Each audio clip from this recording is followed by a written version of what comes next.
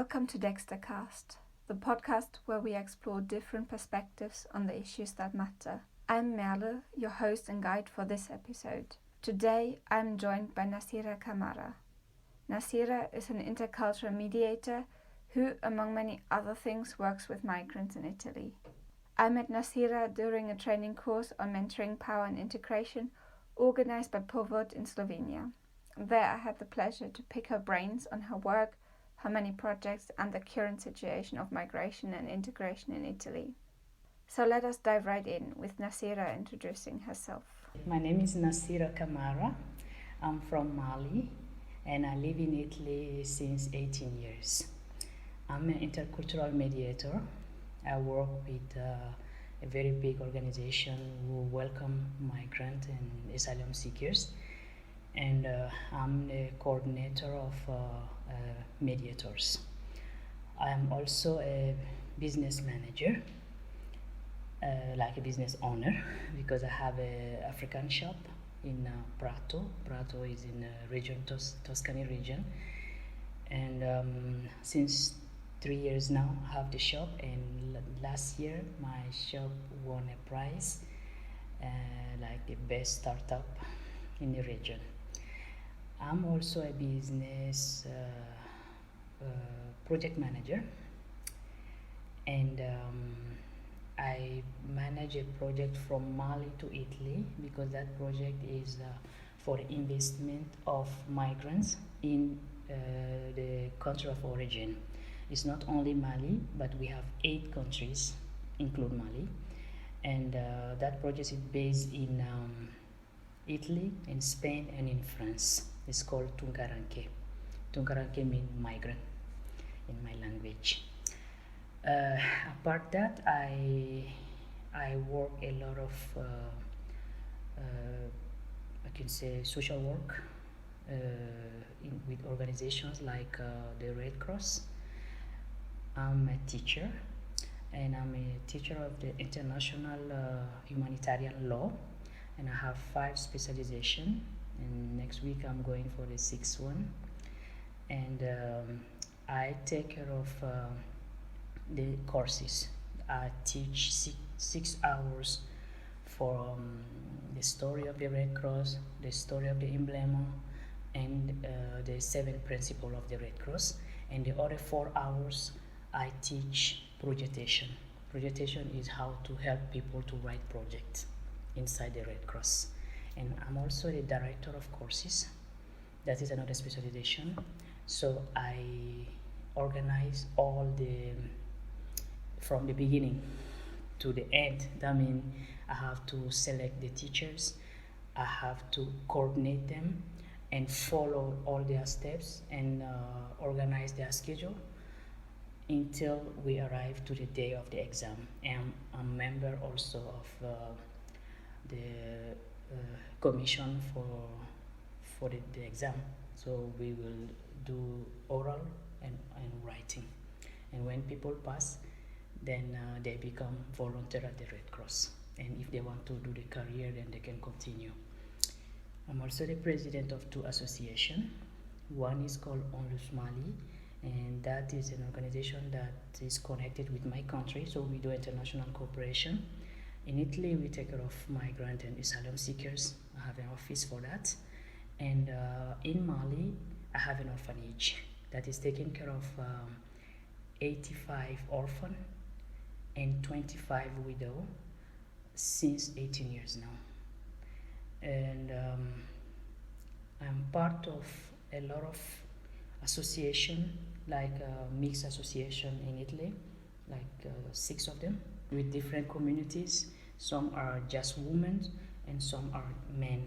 So my second association that I create, that was 2 years ago, it's the Malian women in Italy.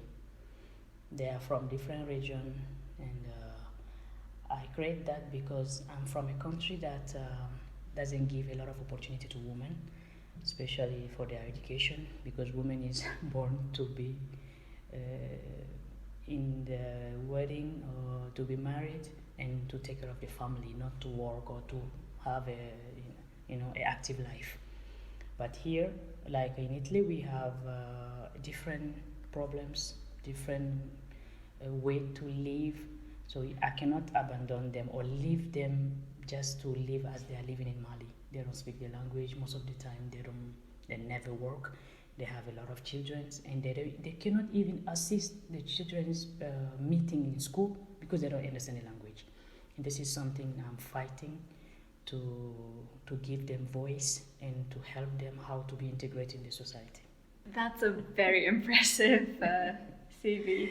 Thank you must you. be very busy. I'm very busy, yes. And another thing, I am the responsible of the international cooperation in Italy, but for Mali. We have an institution called the High Council of Malian in Italy, and they have give rule to 20 people because we are more than 50 associations. So it's like the association of all associations. But we work with the embassy. So the embassy take care of the critical situations like passport and things, and we take care of Malians' problems. And for that, I meet all associations with my rules to know their projects, to help them write project, and to register their project. Like if you are from a village in Mali and you have done something for your village, I have to register that and let Mali know that we have these people who are working. And if Mali also, like we have a project from Mali to Italy, but for Malian people, I have to register that also and let the embassy know, this person is bringing project from Mali to Italy. So we need to know what is going on to encourage our people to invest in the country and to bring projects. Like if someone send like ambulance to the village, this is something very good because all villages they don't have ambulance or they don't have hospital or one group is working together to bring some development in their village. I have to register it and let my country know that these people are working for the country. So it's a way to show our work to the government. And you mentioned the government, yes. And in Italy recently there have been the elections. Yes. How is the situation right now? Have you seen any changes in the support for those projects or in how migration and refugee rights and asylum is being handled? Since the government changed, we saw a lot of problems coming and a lot of change also about the law, about the rules, about the managing of the welcoming centers. So it's getting worse, unfortunately. The project going to our country, we don't have no help from the government, no help. Sometimes you find some NGO who trying to help some small association, or they just go and choose a village and do some actions. Like we have one in Milan, and they are working a lot in our country, but they are NGO. It's like no one give them money. And now the only thing I can see that the government is not for immigration, but is against immigration. They are trying to finance project in Mali so the Malian people will not travel to come to Italy. So it's like to block the border. I hear that they finance that, but the work are about to start. It didn't start yet, but they have already select some people, some Italian people who need to go to Mali and collaborate with Malian institutions like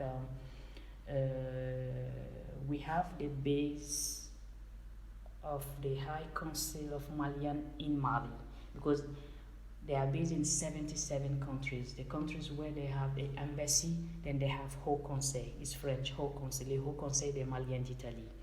So that one work with the government, but it's like a free institution also. I hear that they have contacted the big one, the base in Bamako, so they need to collaborate with us to create projects in villages and in the border from Mali border to Niger or to Burkina Faso or to Algeria. That's where people escape to go to Libya and come to Europe. So they want to close those borders with all those projects, and so people will not pass. So that is their help, but it's not a very good help that we think, because they have a lot of people inside the country not integrate well. Because the problem we are facing mostly is when the asylum seekers finish the project, it's finished. So that means there's no other help, and we have difficulty to find houses. Like sometimes they are working, nobody want to rent the house to them. So it's like their situation will just go back, like from ground zero. You have welcomed someone for 2 years, and after 2 years, the person is like left like that, no house. Sometimes he will lose that job because he don't have nowhere to sleep, and sometimes no assistance. The offices for immigration, they don't give a lot of help. So the welcoming at the end, even if it's good, is organized, but it will just come back as nothing happened again. They need to find solution, because before we had a project called SPRAR. SPRAR was an after request project. That means you have now your document, or you are a refugee, or you have the national protection, that is humanitarian protection. Instead of starting your life now everything is okay, when the other government, Salvini, came, he cut off all those financement. So now we have less. They changed also the name. It's not SPRAT anymore. They changed SPRAT to Cypriomi, and Cypriomi also changed to SAI. Now it's called SAI, SAY. And that is the worst project they have ever brought to migrants. It's like the integration project cut off, because that was the project that has more money. When you finish your process of asylum, now they have money to give you, not to give you, but to give to the projects, so you can have formation.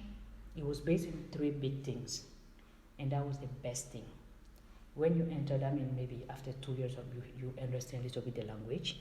If you want to reinforce your language, they have that possibility.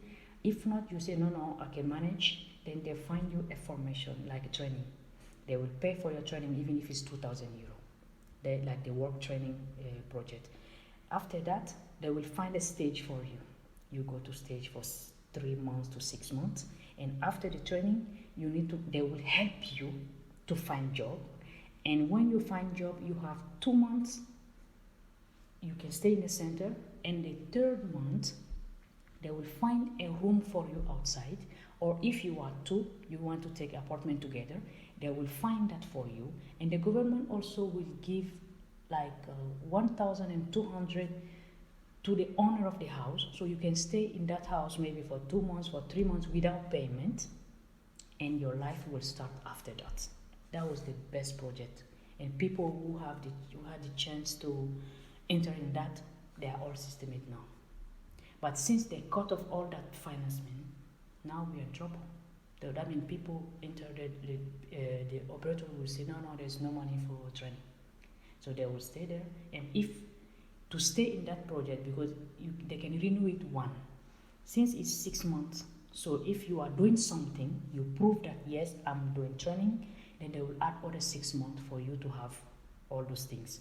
But if you are not doing nothing, because the base is in Rome, like the main office will say, okay, send me all the progress of this person before I renew. If you tell me you don't have money for the training, and that means I'm not doing nothing, or maybe the language, that's all, and then they will send a letter to say, okay, since you are not doing nothing, we don't have no opportunity for you to renew. After 6 months, you will find yourself outside, no work, sometimes no house. Manage yourself. This is what we are living now. That sounds tough. Yeah, it's very tough. How do you deal with that? Very difficult, especially for we mediators, because these people in the center, we assist them a lot. We know all their lives. we have to bring them to hospital, to psychologists, to psychiatrists if they need. And inside the centers, we work daily, especially me as coordinator. I have to be in all centers, and I have to know all problems, because I'm the one who send mediators in different places, or translators if it's in the court. So I know their problems. When they see me outside, they always want to block me, to say, please don't forget me, or why they are not willing to help me anymore. Do you know my situation? Where will I go? Can you help me to find a house? So we are dealing with this very big issue. Now that I have a shop, people know also where to find me. It's more challenging for me again, because they will just come and say, please Nassira, I'm looking for a house. Please Nassira, I'm looking for this, I'm looking for that. Can you take me a lawyer? Can you do this, do that? It's very difficult. Sometimes with my relations, I try somehow to find a room for someone, but they are too much. So I cannot find room for everybody. I cannot rent house for everybody, but it's very challenging. What we have find as solution, not big solution, but we have created a network with different associations, and we trying to fight for their rights.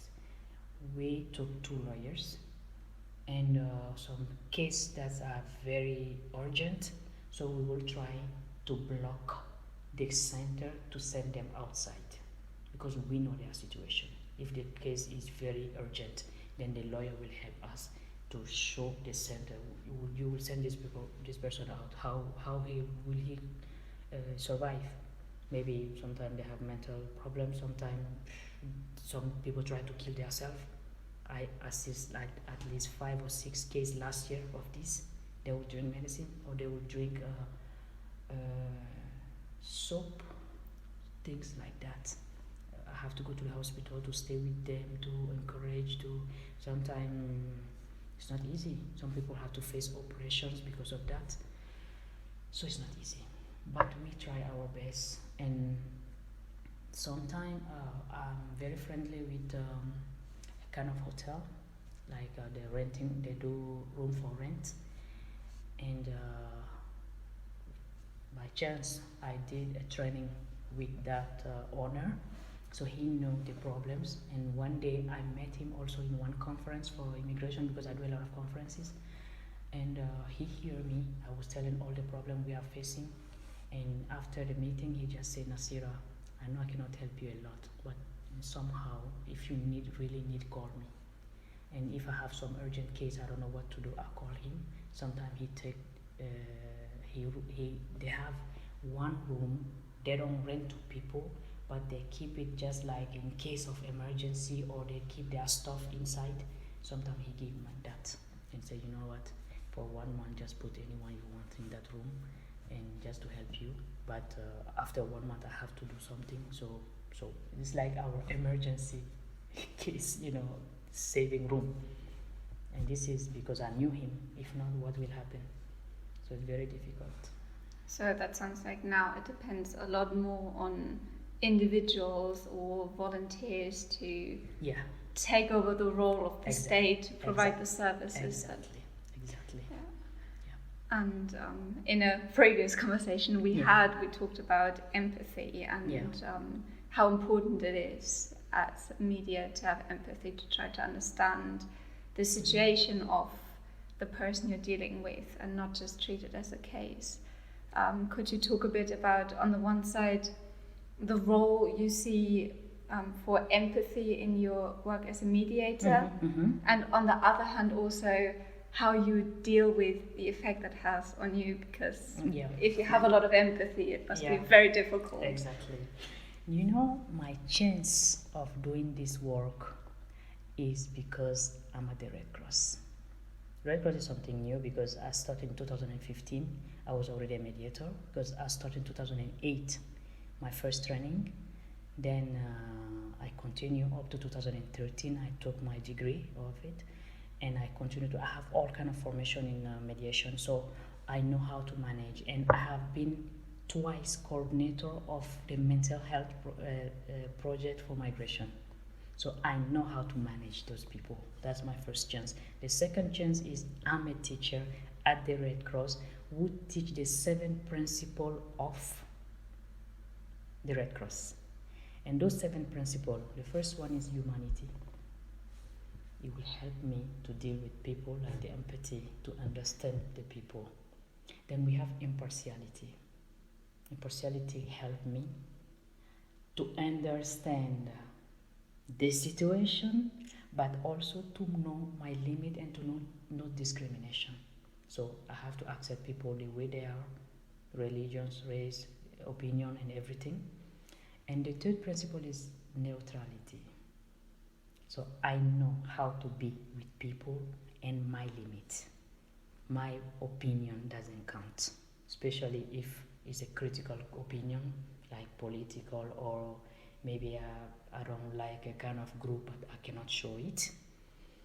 And we have independence. So I help these people to be independent. So it's like I'm applicating the principle from the Red Cross to the normal life. Then we have voluntary services. So I help these people to be volunteer. I show them that I myself, I don't have time. I am helping people in anyhow. It can be for my NGO in Mali. It can be for all the things I'm doing in 2 associations and in partnership with other associations.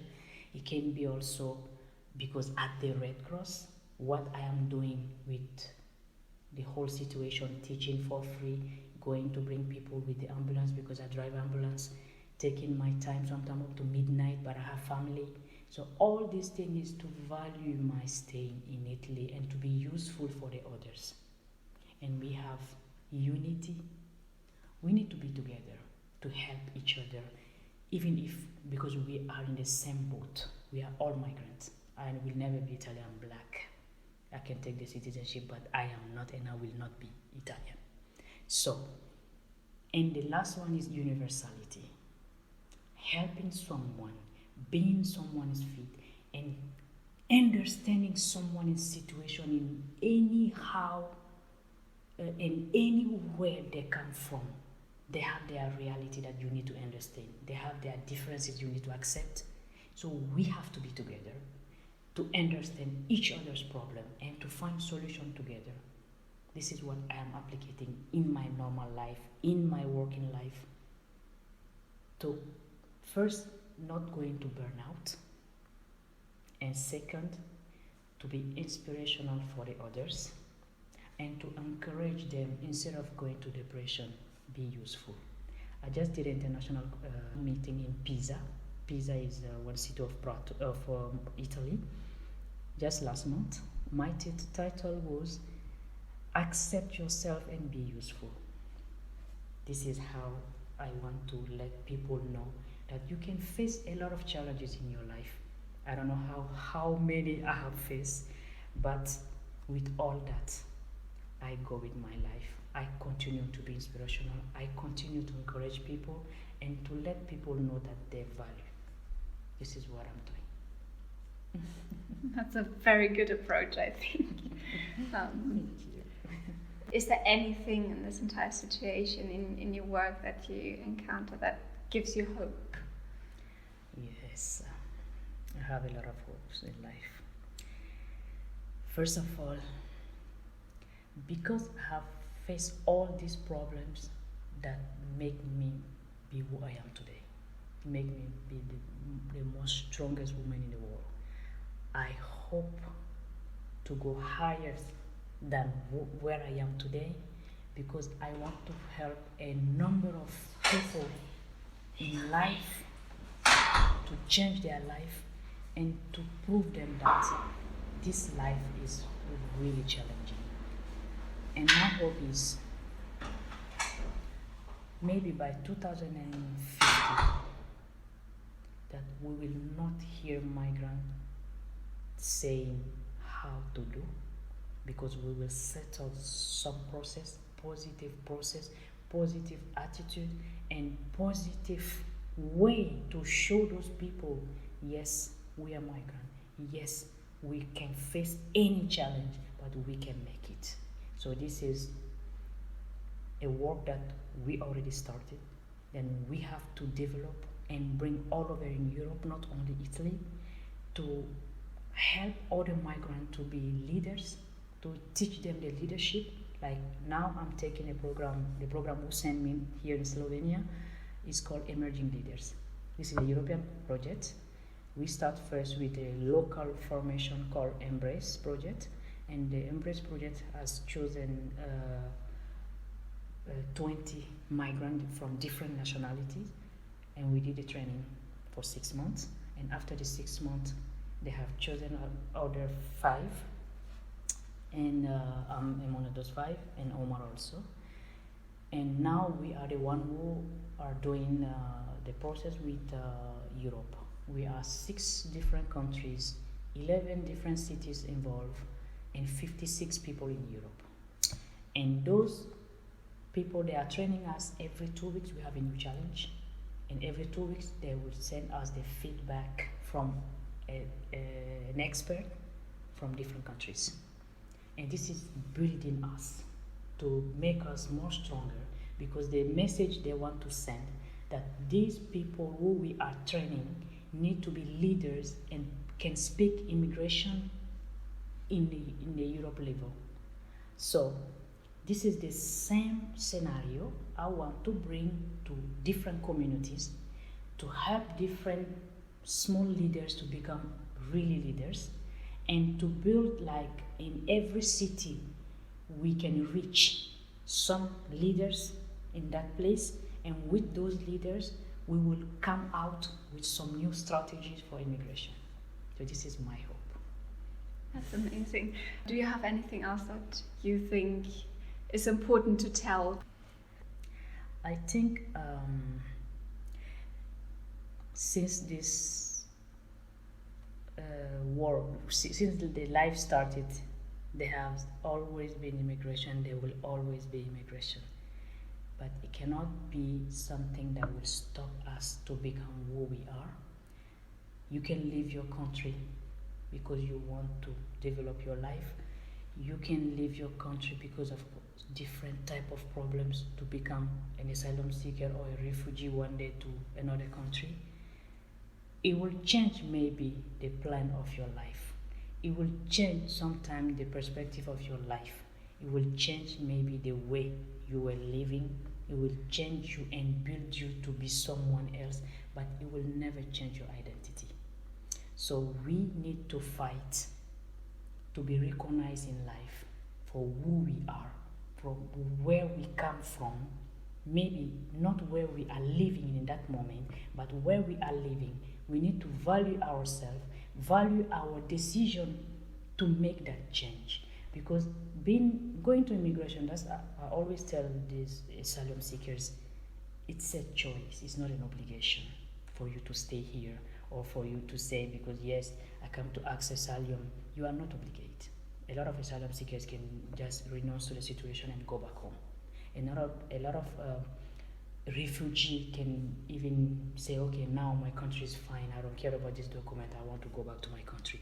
So at the end, leaving your country sometimes is not a choice, but living in somebody else's country is a choice. So that choice, make it positive, make it useful, make it as a very big change of your life, but that will impact you positively and impact the others that are around you. Because if you become depressed, you are not doing that only to you. You are doing that to the people who are around you, people who love you, people who count on you, and even to your country who needs you. Because leaving your country is not a good thing for your country. Maybe if you are going to develop yourself and come back and give the experience to your country, it's good. But every citizen needs to be in their self-country or to participate to the development of their country, even if they are not living there. Because we are all people who love our origins, and we want to be someone. We want to do something to develop that place, because we will always be called for that place. So we can go. We can find another way to live better, but we will never, and we don't never have to forget who we are and stop bringing action to develop our own countries and to show the people who welcome you that they are doing something great, but also you can do something great to help them, to help their countries, but also to help your country. So we are all together because we can all make change if we want to. I hope you enjoyed this episode of Dextercast as much as I enjoyed talking to Nassira. Join us again soon for more discussions and insights.